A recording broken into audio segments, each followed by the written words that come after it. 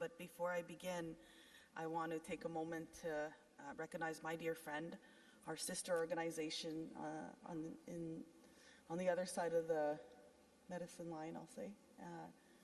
Our friend from Turtle Island, and we were talking this morning, and I said, we never created these borders, but Mark Macaro is here, our national chief from the other side. They call him president at the NCAI, and we're so thankful that you're here, that I'd asked him to come sit up here. I said, we never had borders, and we have to work together because Turtle Island belongs to First Nations people from coast to coast to coast, including on the other side of the medicine line. So please rise, and we'd like to honor you in a good way. So thank you for being here.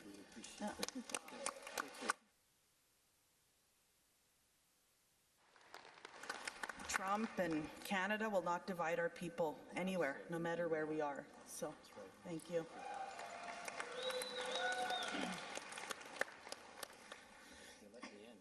We let you in. Customs let him in, he said. But you'll hear from him later today, and I'm going to ask that our assembly welcome him and make relations with our relatives more strongly. I know we always have, but we have to continue to build on that and build our relations with our relatives to the south.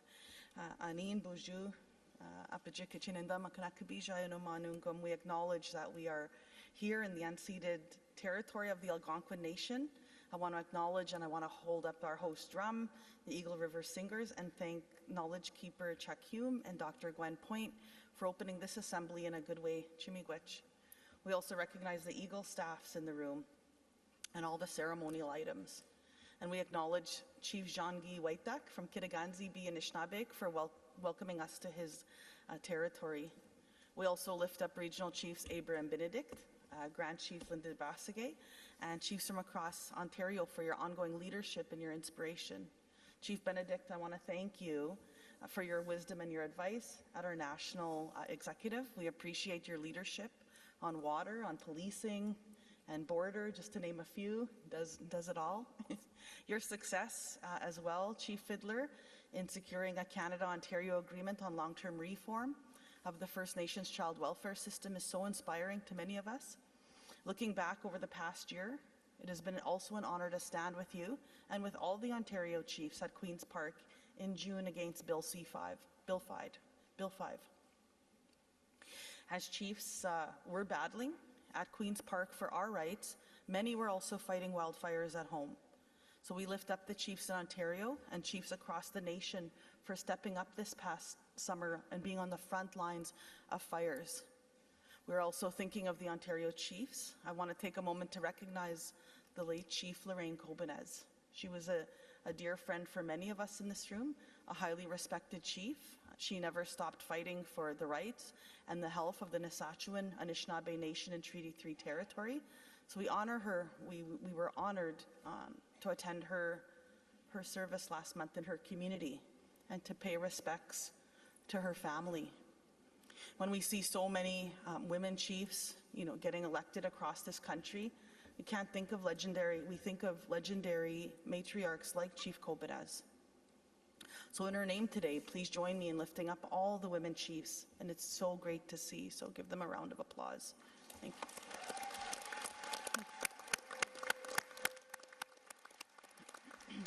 Thank you. I think I heard Chief Linda Basagay out there somewhere, but we lift her up in a good way as well. Talking about Ontario chiefs, we also want to recognize the extraordinary efforts that the Northern Ontario First Nations to rescue a Norwegian tourist that went missing in the north this past summer, and the decency and their courage received international attention. It was all over the world. So we lift up the Anishinaabe Oski Nation and Fort Severn First Nation community members that participated in the search. And of course, we also lift up the Manitoba chiefs in the north that unfortunately they had to locate his body on Hayes River. Together, though, those communities demonstrated that First Nations can be counted on during difficult times. And First Nations have always been there for this country, for Canada, during difficult times. And we see our veterans here today. We lift you up in a good way. Right from the creation of this country, from the War of 1812, 2 world wars, 2 Quebec referendums that try to split this country apart, Afghanistan, the pandemic, and now it's another one of those times. To the south, Canada is under threat from Trump, but we have allies. The President of the National Congress of American Indians is here with us today, so I'm really thankful, as we just alluded earlier, that Mark is also the chairman of the Pechanga Band. Is that, I say that correctly? It's close. Pechanga Band. Pechanga Band, yeah, in the United States. And so I'm so glad that you're here with us this week.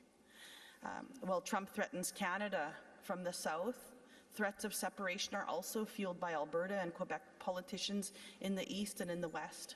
And all around us, climate change threatens our communities and our quality of life. In response, First Nations are leading the way. We are standing up for the environment to protect all Canadians, not just First Nations. Alberta and Quebec chiefs have been the most vocal opponents of provincial separatists. And First Nations have always stood shoulder to shoulder with Canadians against Trump's illegal tariffs. So we understand it's a critical and uncertain time in this country's history, because Canada is at a crossroads in its relationship with First Nations. Our rights are being threatened in new ways, but we are not afraid. Far from it. First Nations across this country are stronger than we have ever been. We have had to overcome great odds to protect our rights, our laws, our resources, and our waters. Our ancestors have fought on this land to protect our rights as peoples and as nations. When Parliament, our provincial legislatures, have dishonored the Crown, we have fought in the colonial courts and we've won over and over again.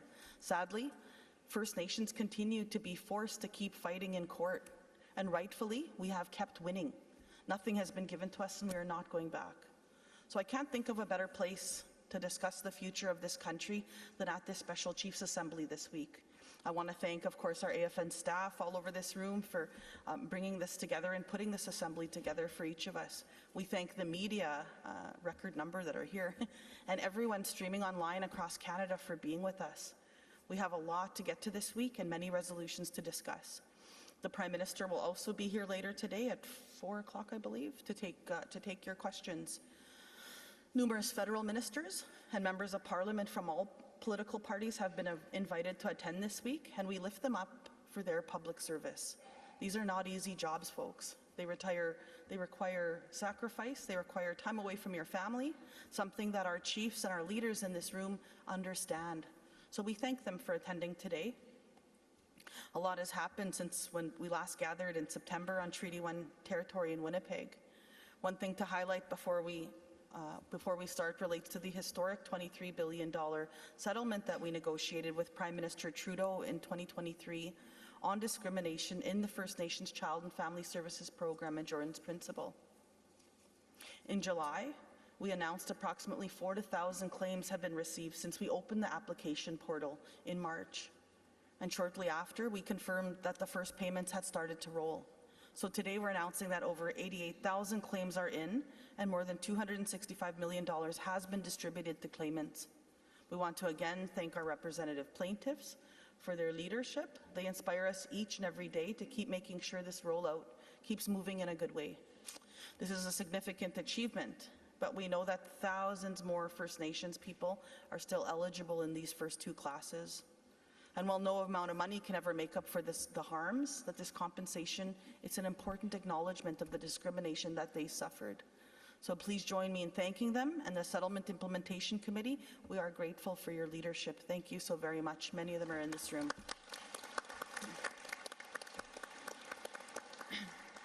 Since September's assembly, we have been going nonstop, starting with the federal budget.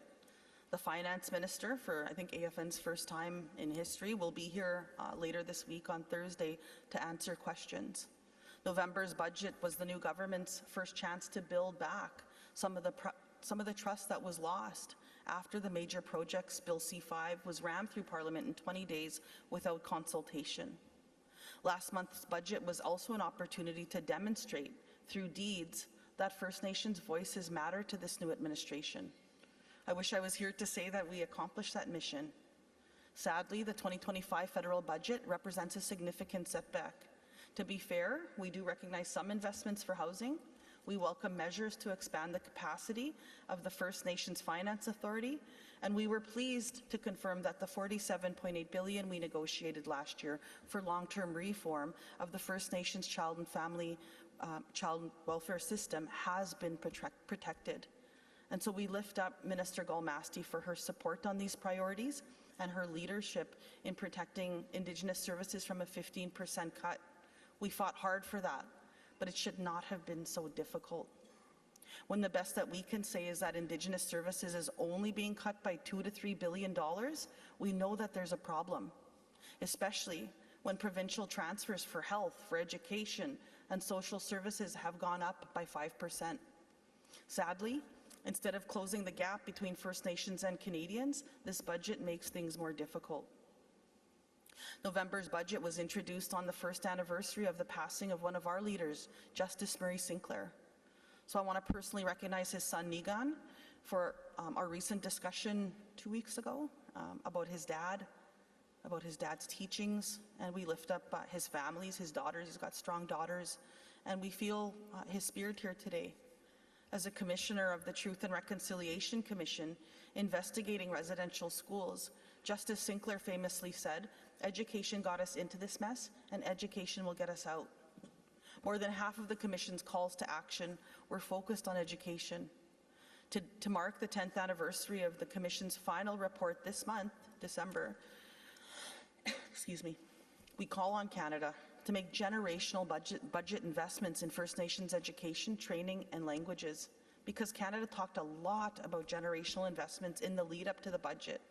We agreed and suggest that the most effective way to secure the future success of First Nations children and our economy is to invest in education, because Canada's education system was used as a tool to try to erase our culture, take our language, and break our spirit. For the next generation, education must be a tool that empowers First Nations youth and uplifts our children. First Nations are the youngest demographic in this country, but half of our schools are overcrowded. 50% of First Nations' actual education needs remain unfunded. So what generational investments were included in the budget for First Nations education?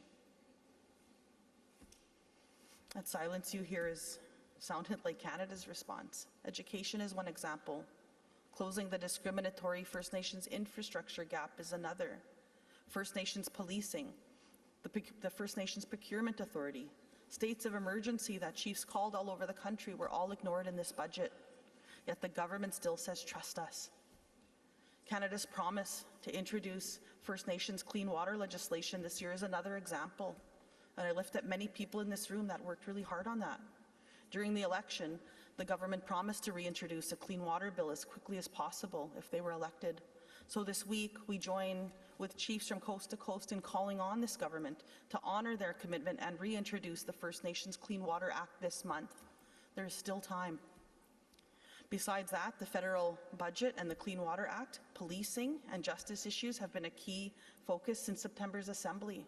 From program funding cuts and bail reform to hate crime legislation and the Indian Act, we have worked to make sure that First Nations voices are heard in Parliament on these important issues. And so we lift up the chiefs who have made presentations to members of Parliament and senators this fall. The center of this work is the important policy resolutions chiefs co-develop and vote on here in this room. With the calls for justice and the AFN Justice Strategy that we released in June, many of the chiefs' resolutions promote positive change to our justice system. This means revitalizing First Nations laws and legal systems. It means reforming the Canadian criminal justice system, and it means prioritizing First Nations policing as an essential service in this country, just like it is everywhere else. So we join the chiefs in calling on the government to also introduce the First Nations policing legislation in this session of Parliament. As part of my duties over the summer, we were invited to visit prisoners at the Stony Mountain Penitentiary. And it was really difficult, but I'm glad that we went because we need to see how our people are treated there. The incarceration rates are so overwhelming, and we will be visiting a women's institution soon. But it was really tough to visit that jail. And I went right into Max, and everybody was scared that I was going into Max. And I said, I'm going to go and sit with our men that have been through the systems that be, the oppression that's put upon them. And being in there I spent the day with them. I took them donuts because I would have took KFC chicken had I known, and I'm going to do that again. But my heart was with them, and I was going cell to cell, and the guards were freaked that I would go in. I said, those are our people. And sadly, I looked around. It was unfortunately most of our people. It was and some of them, they have to do their time, but at the same time, the inhumane treatment that I'd seen was hurtful. And knowing that in previous governments, one of the prime ministers from the past, just took things away from them, basic things like air conditioner, so that they could swelter in heat all summer. These are the conditions that, our people are facing being incarcerated. So I left from there, it was really heavy, and I'm thankful to Creator above because he sent a couple of elders that invited me over, and they were able to pray with me. They didn't know that I was having a hard day that day after that. But, remember that and keep them in prayer this holiday season. I know that they have a lot to learn as well, but those are our people.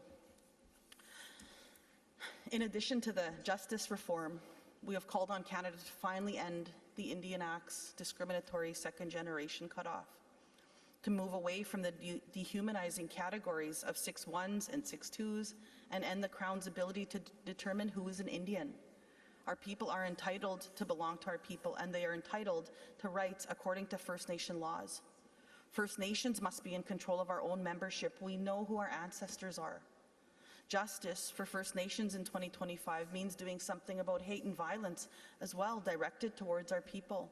Because the more successful First Nations become in this country, the more that we assert our rights, the more hate rises against us, especially for our women. In 2023, after 152 years of Manitoba being a province, yes, we elected our premier, who was First Nation, but we also elected at that same time 2 First Nations women, and I'm very proud of them. They were elected and, of course, appointed as cabinet ministers, and it was a historic moment. And we lift up Nahani Fontaine and Bernadette Smith. We're proud of you. But recently, they have both of their constituency offices have been firebombed. These are just 2 examples. Vandalism and this kind of violence against First Nations is just not acceptable. So we look forward to First Nations testifying in Parliament over the coming months on proposed hate crime legislation. It's got to stop, including towards residential school survivors. Justice, of course, for First Nations in 2025 also means the return of our artifacts from the Vatican. This week, we will provide an update on the next important steps to repatriate our relatives. As some of them will be returning in the coming days, our thoughts are with the elders, with the residential school survivors, and the leaders that have prayed and worked so hard to bring them home. Chiefs in this assembly, you directed through resolution to repatriate and work on our artifacts, and we've worked on that really hard this year, and they'll be coming home this Saturday. So we promise to honor their work. We promise to keep up the pressure to bring back the artifacts, and we will not rest until all return home. The Vatican's just one piece. There's many more out there around the world. And justice for First Nations in 2025 also means that Canada and the provinces actually live up to their obligation to respect our fundamental rights under the Charter and the United Nations Declaration. This has been in the news a lot with the recent announcement about big resource projects. On the weekend, we saw a national report on the Alberta-Canada MOU state categorically that the mantra of free, prior, and informed consent from Indigenous communities is gone, as if First Nations rights can be wiped away with one federal-provincial MOU. It was difficult to watch BC and many First Nations excluded from these discussions, particularly on the Pacific Coast.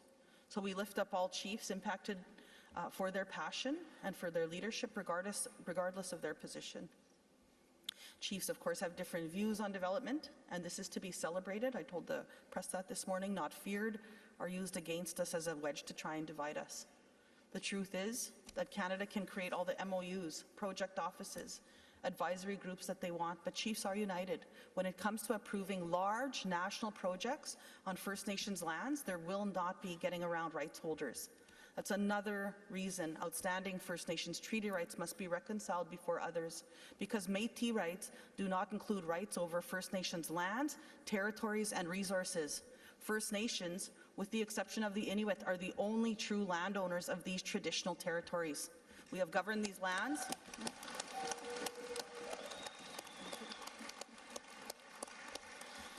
We have governed these lands since time immemorial, prior to colonial borders. Our rights cannot be implemented and respected without us in substance and in process, and they cannot be respected after the fact.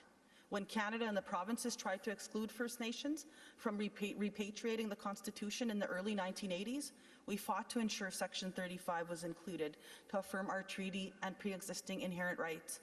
Then First Nations were told that Section 35 was simply an empty box, that any rights we thought we have must be negotiated again through agreements. So again, we fought in Canada's court system and proved them wrong.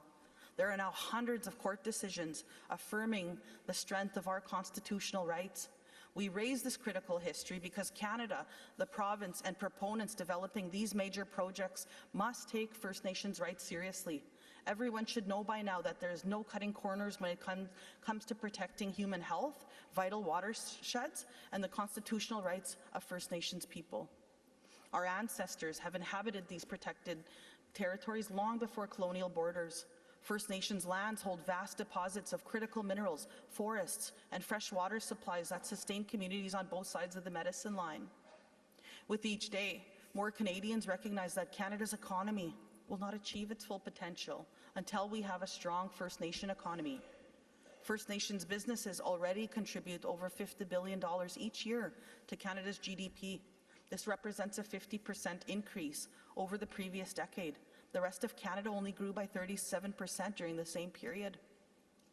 Canada's gross domestic product is generated off lands, of First Nations lands and resources. Over $600 billion of projects are forecast to be launched on our traditional lands over the next decade. The potential benefits are in the trillions of dollars, but they won't advance without First Nation support. Until an appropriate development process is established and founded in free, prior, and informed consent, the Crown's constitutional legal obligations will not be met. This is the law, and it can't be wished away. So, Chiefs, we have a lot of work to do. The late Justice Murray Sinclair called on us to get up and do the work of reconciliation. He described the mountain to all of us and showed us all the path to reach the top. But Justice Sinclair also said it was up to us to climb that mountain. When he talked about us, he was not just referring only to our people. He was inviting all Canadians to do the climbing together. And that long climb rests with all of us now, everyone in this room, every parliamentarian that's here listening, every province that's also listening, and every Canadian. So no matter how much federal and provincial governments try to ignore and avoid First Nation rights, we must come back tomorrow and keep doing the work for our people.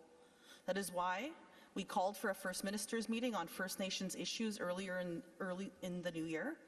A reset is required in 2026 if we want to keep this country united.